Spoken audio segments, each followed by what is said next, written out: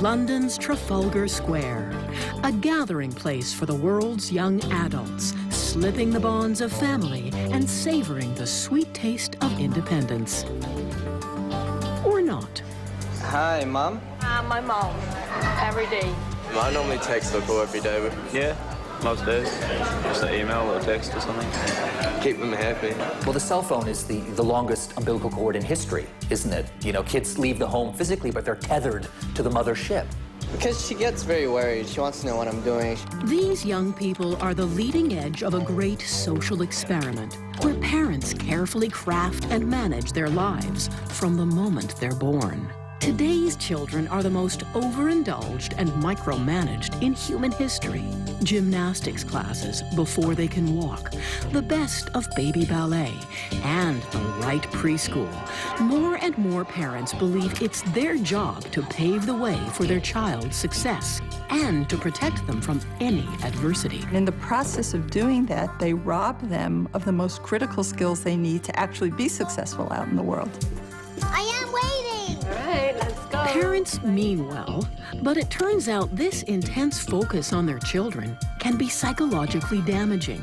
Today, kids are showing up at university with higher levels of anxiety than ever before. Just want to make sure that they're proud of you, or make sure that you're living up to their expectations.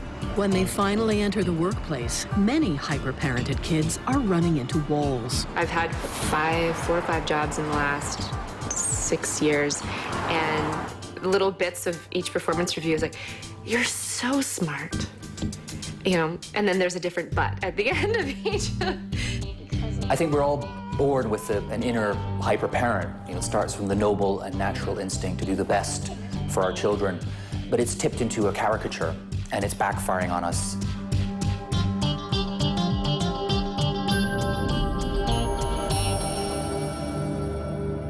That's your castle, princess. It's my daughter Abigail's first birthday, and it's a princess party. Oh, so cliche, she's our princess. And it's a milestone achievement. It really is a big thing.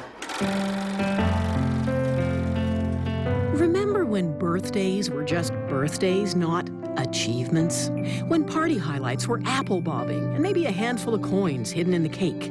Today, that just doesn't say enough about the value of our extraordinary offspring.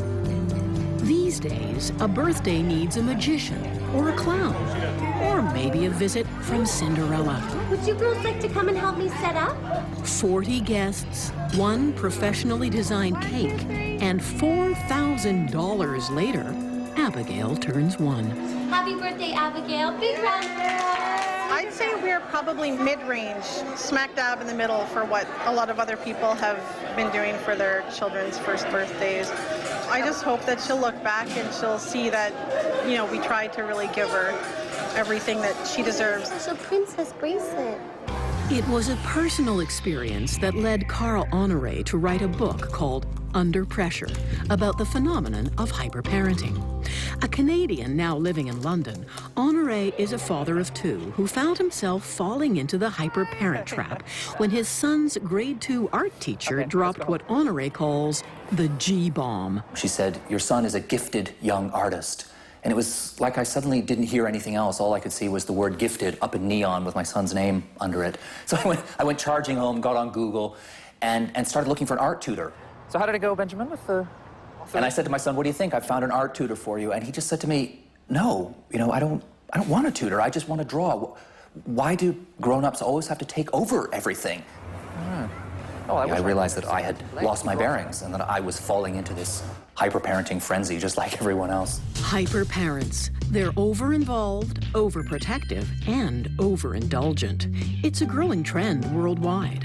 In North America, it's known as the helicopter parent, who hovers and swoops down to solve problems. In Sweden, it's the curling parent, who frantically sweeps the ice to clear away obstacles. Hyper-parenting is so widespread among the middle and upper class that it's really become a social experiment in child-rearing, the results of which won't be fully known for years. It seems to me that we've walked into a cultural perfect storm where a number of trends have intersected at the same moment to create this immense cultural pressure on parents to hyper-parent. When boomers started having kids, they had them later in life, and they had fewer. The me generation suddenly had something as important to focus on as themselves. They saw their offspring as extremely precious cargo. Child rearing became an exercise in inflating self-esteem, where kids got a trophy just for showing up. In the consumer age, stores are overflowing with designer products for designer kids. Somehow, good parenting has become equated with purchasing power.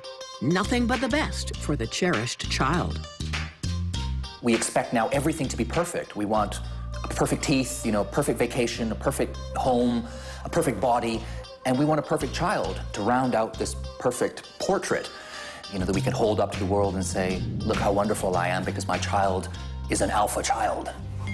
There's a whole industry offering us products to make our kids 100% safe.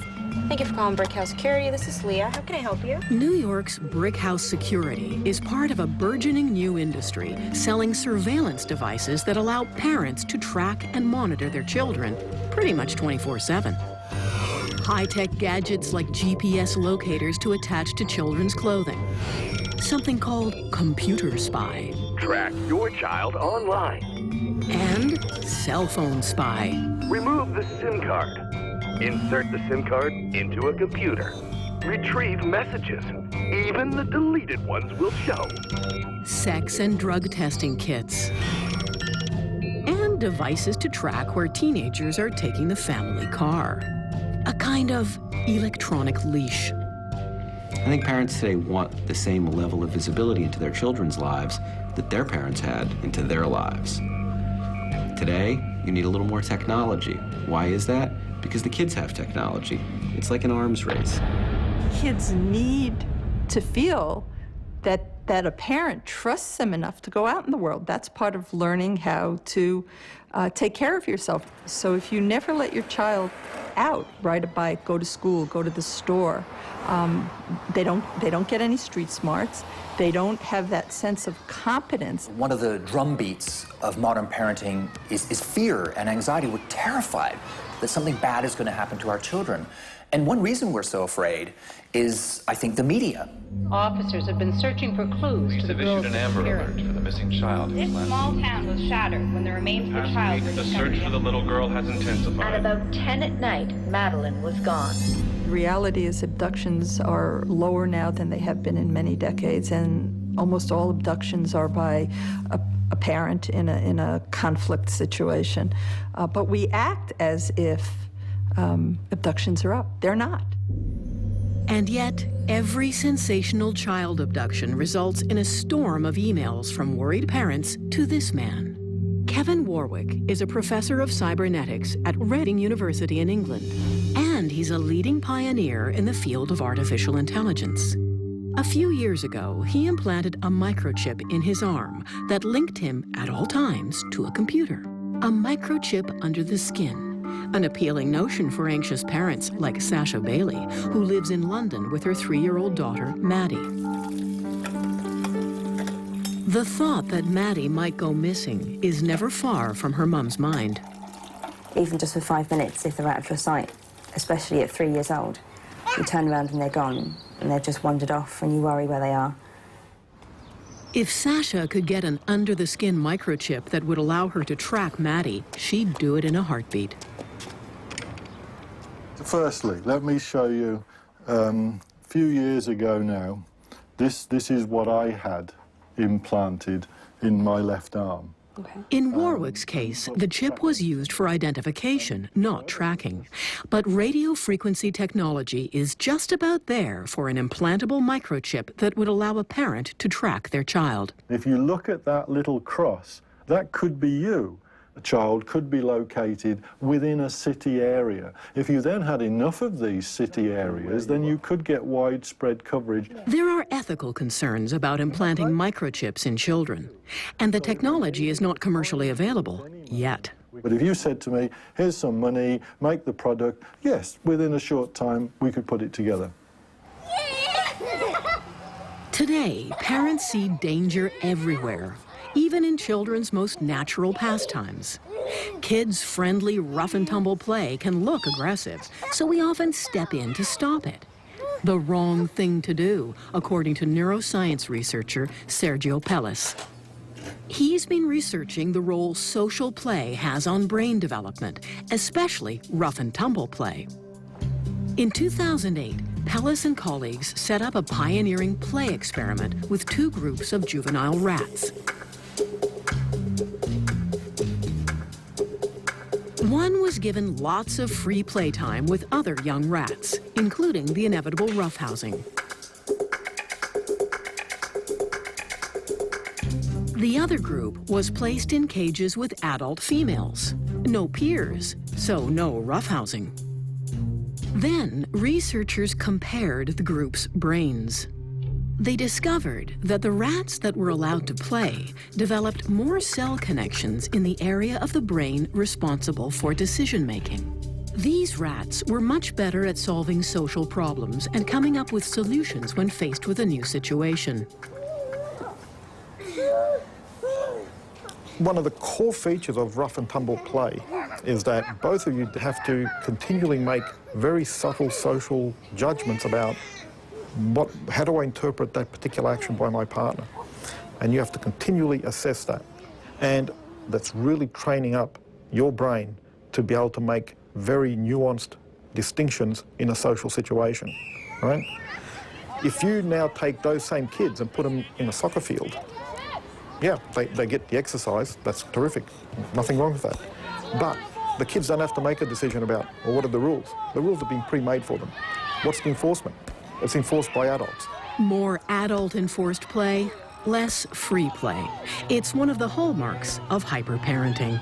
You know, it's not enough now for a child just to play road hockey with his friends outside. He's got to be in a hockey camp, wearing full equipment, you know, with a coach and a referee. It's got to be formalized. It's got to be play that you can put on a resume.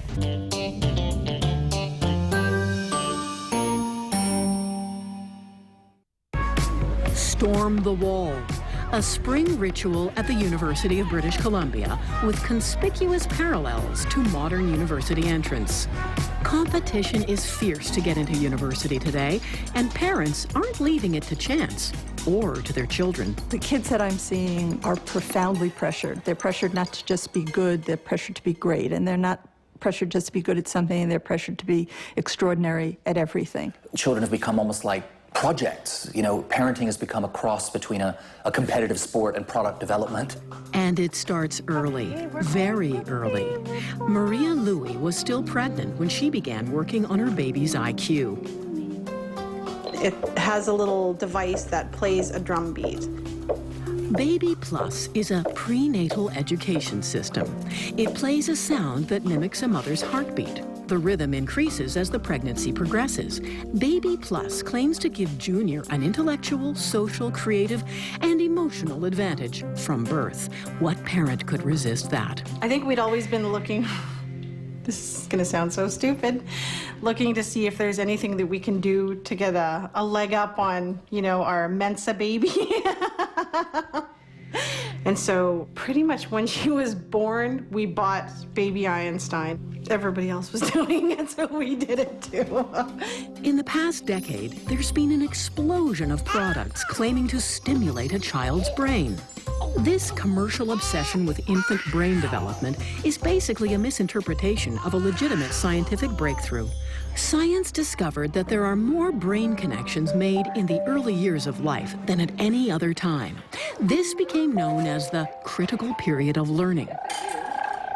It could have been a very useful social application, more stimulation for those children who don't get enough. But in the hands of middle-class parents, it just meant more pressure to stimulate baby at every turn so she won't be left behind.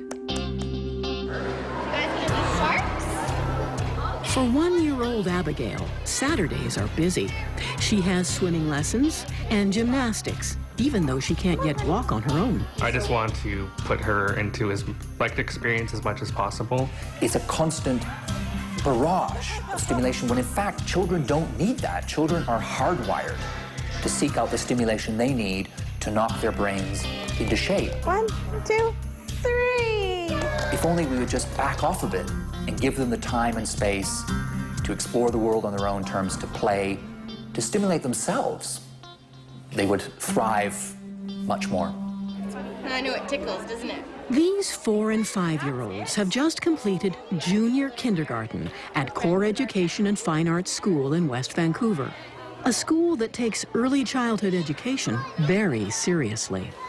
The children that graduate from our school, what they have in common is that all of their parents are really, really interested in their education. The curriculum is play-based and includes core subjects like reading, writing, and science, along with classes in fine arts, fitness, and yoga. More prep school than preschool, and there's a 3-year waiting list. Normally, parents start signing up when their baby X is in the womb, so we have a lot of baby X applications. So graduation is the culmination of a dream. A parent's dream. Kind of, nervous, jittery, excited, but more than anything, proud.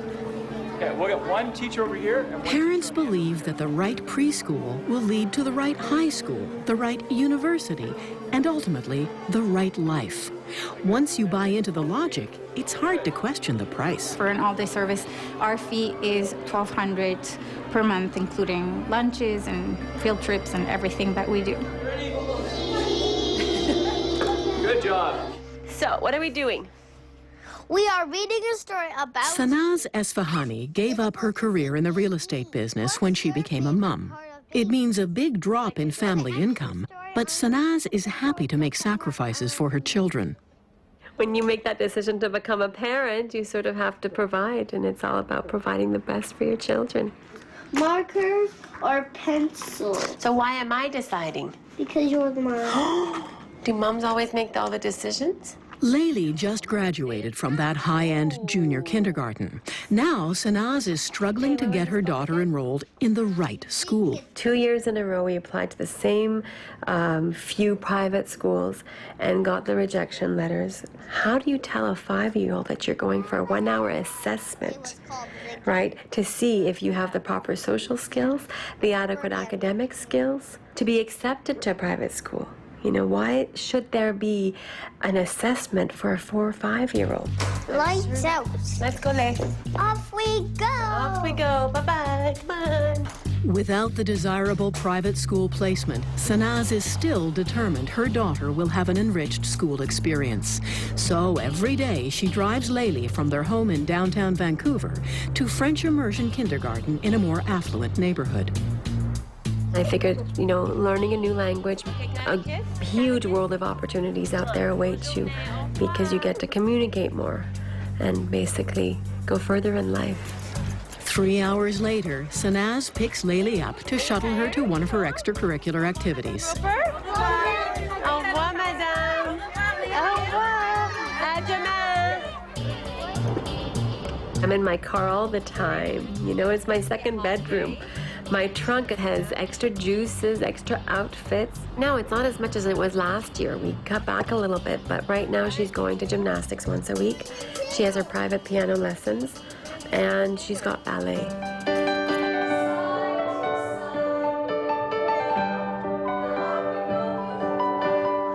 The Anna Wyman School of Dance is one of the most prestigious ballet schools in the country. For Sanaz, that's important. It's your kid. You can't settle for less, right? Sanaz readily admits that there's a lot of competition among the parents. And the first thing that everybody asks one another is, oh, what activities is your daughter in? What sort of classes is she registered in? As a new mom with Layli, I was just kind of in a bit of a frenzy. I'd come home, I'd be like, okay, I've got the community center, I've got this music school, I've got that music school, I've got this gymnastics center, so it's just crazy, To be honest with you, I'm still doing that today. Because I'm thinking of, okay, next term, what are we going to do? Are we going to continue with the same activities, Hello. The kids pick up on their parents' need to compete, and they start doing it too. Because she says, oh, my friends from last semester are now in TAP as well. And it's all from us. We're the ones who've kind of projected that. They become like a mini you. So we become victims, I think, of peer pressure. So even when we can feel in our bones that it would be good to ease off, to put less pressure on our kids, we're afraid to do it. We're ashamed because we're worried about that arched eyebrow from the alpha mom in the playground, you know, the disapproval of the neighbors, that feeling that if we step off the crazy train, that somehow everyone else will look down on us, and that keeps us going. Parental anxiety is high because they think that their kid's going to be left behind. They think it's become so competitive that there won't be a job, that there won't be a place in the world for their kid. The kinds of things parents are always worried about. There is a multi-billion-dollar industry out there that's feeding this. Industries like tutoring have taken off during the last few years. 1 million Canadian kids now have tutors, and it's not because they're falling behind. The majority are already bringing home A's and B's. I'm a fish that has sharp teeth and eats fish.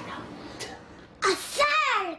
Like 1 in 3 Canadian parents, Roxanne Chemich and her husband Andrew pay for tutoring for 5-year-old Zachary and 3-year-old Azarius. Twice a week, Roxanne brings them here to Oxford Learning in Toronto's High Park. Azarius is in the Little Readers program for 3 to 6-year-olds. What is this one? Table. Zachary has graduated to one-on-one tutoring. He's here to boost his English since his first language at home was Ukrainian. His parents want him accepted to private school, and they know he'll have to compete for one of the coveted spots. On the first letter. You got it. I think it's the competitive environment of schooling right now has just gotten, I mean, it was always there, let's see, when you were in high school, still even when I was growing up, and in college and university. But it's just kind of trickled down to the earlier years as well now. This competitive environment means that the child's success is the parent's success, and educators are feeling the heat. Daryl Wakeham has been teaching in Vancouver for more than 30 years. He's had his share of run-ins with anxious, overbearing parents. They'll have a son who has 98%, and then they'll say, what happened to the other 2%? They'll actually be phoning teachers every 2 or 3 days. How can his scores improve? How can he get better grades? A few years ago, one of Wakeham's students created this shadow box representing the pressure he felt to excel. You build a child who is continually in an anxious state, you'll find that the child will lie, will make up stories. The child will cheat simply because they can't accept failure. Applicants, parents, welcome to Simon Fraser University Information Evening. This information session is a chance to see what the university has to offer before you apply, or before your kid applies. There are 3,000 people here, and half of them are parents. Hovering parents are changing how universities operate. The parent will be the one asking the question. The parent will be asking, though, what do I get? What do I need to do? How do I register? So you need to check the email. Okay. And can we also phone and see if we have been offered? Yeah, definitely. You got my email address and you got my phone. Definitely give me a call and I can see what we can do. I like to talk on the phone to somebody. You got my phone number. When I went to school, there was much more of an uneasiness from the student side to have the parent involved. It was, my grades are my business, I will pay for my own school, I'll do it on my own, leave me alone. Whereas what we're seeing now is much more of a desire from the student to have their parent involved. Universities and colleges across the Western world have reached the same conclusion: to reel in students, hook their parents. And it's put pressure on school budgets. There are websites for parents, newsletters, and staff liaisons whose job it is to manage the parent who must know everything. I'm still, to this day, flabbergasted by the number of times that students give their parent the student number, their login, and their full information so the parent can go in and see their grades, see their academic standing, their financial standing, check their email at any point in time. Adolescence has always been a period of rebellion, and why these kids aren't pushing back is stunning to me. So I think they've been so hyper-parented for so long that they've internalized this hovering parent, and that feels kind of like home to them.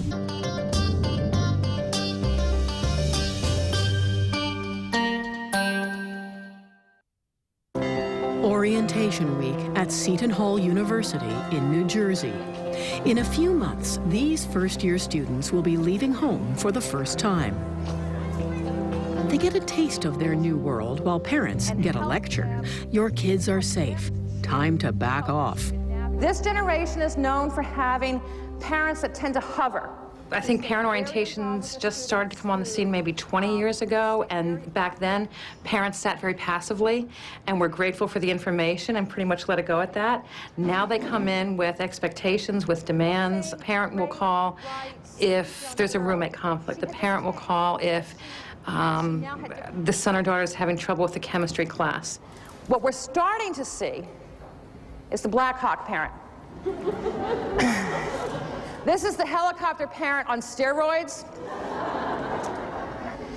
The Black Hawk parent doesn't call me. The Black Hawk parent calls the president's office, says they want something done about that darn chemistry professor today, and if it doesn't happen, the next phone call will be from the lawyer. One of the things that I think is important about an orientation program for parents is that it begins to teach parents to let go. They've never had to do this before. So we are teaching the parents as well as the students how to take that next step in that phase of their lives. The campus at the University of Victoria buzzes with nervous energy as 900 first-year students start moving into residence. How about if I roll it? And I'll pack it properly? Yep. Okay. David McLeod is a first-year UVic student, or at least he's about to be. The campus is about a 3-hour drive from home. I am really excited. I can't wait to live on my own. You know, have the freedom. No one has to know where I am all the time. All that fun stuff. I'm sorry. Nothing against you. No, that's okay. That's okay. I'm happy for him, but I'm just not so happy for Keith and I. The job of parenting is always independence, not dependence. That's the job of parenting. You haven't done your job if by the time your child leaves home, they're dependent on you for navigating the world. Yes, my miscellaneous. In their heads, all parents know this, but the heart can send a different message. Keep in touch, keep track. I might call them once every 2 or week or two, maybe. Yeah, once a week is good. Once a week, I guess. Once a week would be nice. Are you sure? If possible, it sure would be. I might be very busy sometimes. Are we ready to go? Yep. When I went to university, my parents dropped me off at residence, headed home, and then that was pretty well it. Let's just grab it and take it right into your room. But after years of shuttling kids to school, soccer practice, band, tutoring, it follows that the move into university residence just can't be done without help from Mom and Dad.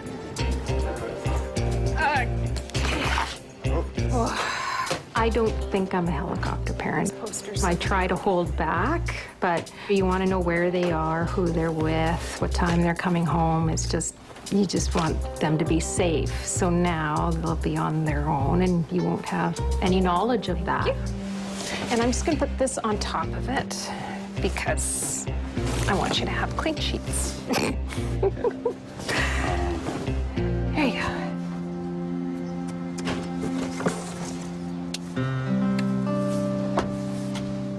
Okay. Okay. Bye. Goodbye. Gonna miss you guys. Okay. Not allowed to cry. I won't. It's good. Okay. Thank you. And now, David's on his own. Enjoy yourself. I will. And his parents' job is done, right? Oh gosh, no. No, we'll still be in touch with them a lot. If you think of the time, money, and energy that we're investing in our children, you would expect that we would be seeing now the emergence of the happiest, healthiest children the world has ever seen. But, you know, let's be honest, that's just not what's happening out there. Psychologist Erica Horowitz has been counseling university students for 15 years. Like most of her colleagues at campuses across the continent, the most common reason students seek her out used to be rocky romance. Now, it's anxiety. And when you have a lot of anxiety, your mind is saying, what if this happens? What if that happens? What if I don't pass? What if I don't get the A? What if I don't graduate? And when you have that kind of mindset, that ends up triggering depression too, right? So we often find that the two come hand in hand. At weekly mindfulness meditation sessions, Erica helps students relax. As the air travels in and out. These aren't struggling students. They're high achievers. But all the attention their well-meaning parents gave them has created an unfortunate side effect. Anxious kids. Sometimes severely anxious kids. You definitely want to make them proud. And when you're not succeeding or when you're not getting the A's or whatever, you feel like you're letting them down. The analogy that we use is that it's like a vacuum inside us, the fear of failure, and it's just sucking other things in and the pressures and the stress in with it. And it's really hard to like turn that vacuum off, the sucking, because it's just like pulling in other things and you're doing stuff out of fear instead of enjoyment and being. We're the apple of our parents' eyes, and they would do anything for us. We've been protected and we've been cared for, and we've been told that we can be anything. And going into school and trying to achieve those goals, that's incredibly stressful. Praise now is perhaps the new, it's like the new criticism. Like behind every praise is an expectation for the behavior to be repeated. They're afraid of failure, and of course failure is a hugely important part of life. You know, you need to take risks. You make a mistake, you get up, you dust yourself down, you learn and you move on. But a child that has been told that he's so special that he won't take risks never goes down that road.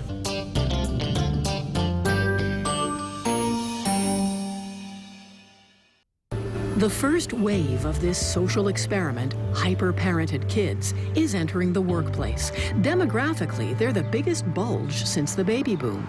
And for many of their parents, hovering is a hard habit to break.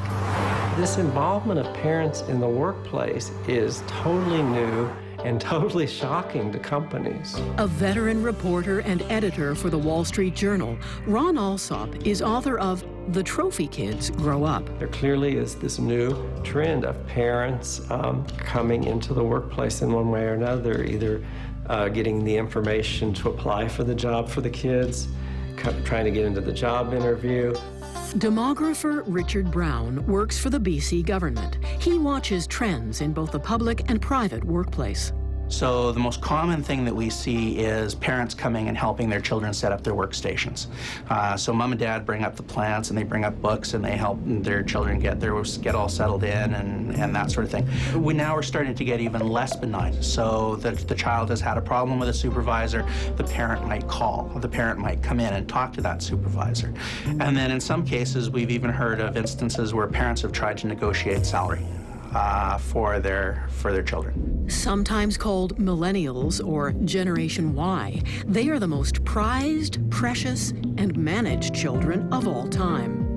And that has created a new breed of worker, challenging everything from dress codes to office hierarchy. The biggest criticism of millennials is that they have this sort of arrogant sense of entitlement. So many companies tell me that these young people, they don't know that they need to arrive on time each day. They don't listen to their iPods at their desks all the time. They don't text message during meetings. Again, older people find them to be very demanding, very spoiled, and just totally unrealistic. If millennials could design an ideal workplace, this would be it. Electronic Arts in Burnaby, BC is one of the world's leading developers of video games. A lot of our industry, because it's so young, we have the opportunity to kind of throw out the old rule book. Millennials want to have fun at work. They can't stand boredom. Here, every day is Casual Friday, and be yourself at work is company policy. But even in this environment designed to cater to their every need, millennials are a challenge for managers. That's a generation that really expects to see themselves move up very, very quickly. Much, much more quickly than any other generation. The phrase, pay your dues, does not really enter into the vernacular of the millennials. The games industry relies on talent that is pretty much exclusively young, so it's good business for Electronic Arts to accommodate the millennial employee. But most businesses aren't so eager to rewrite the rule book, and that can spell trouble for the millennial worker.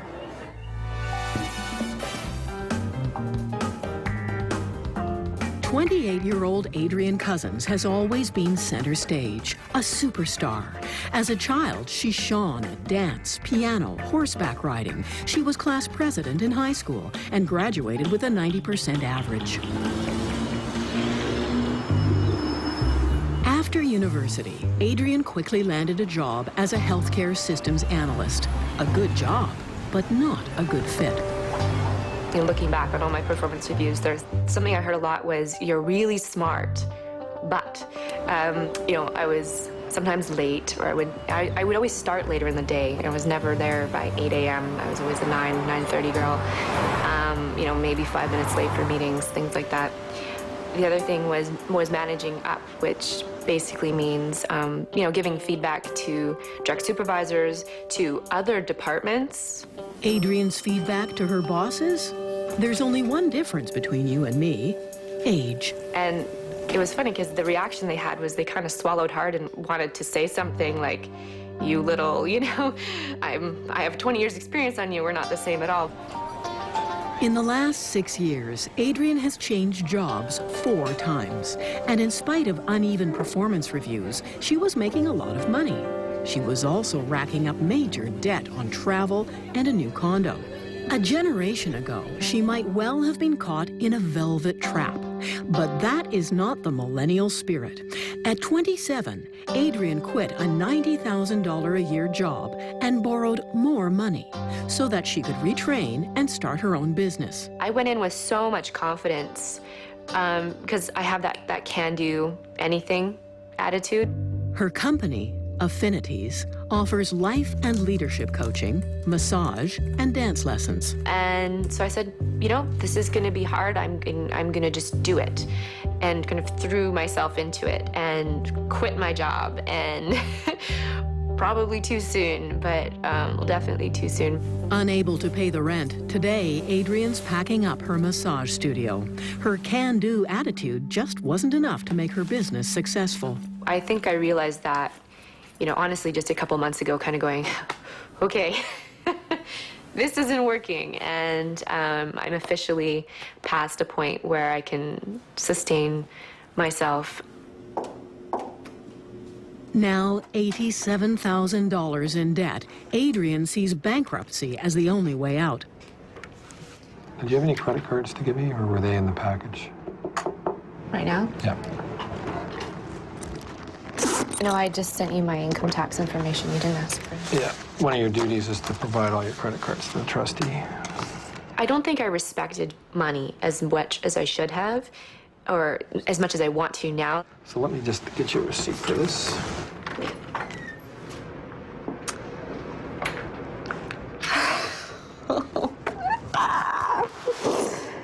I don't have any money. And I really didn't want to have to go back to my parents for that kind of support.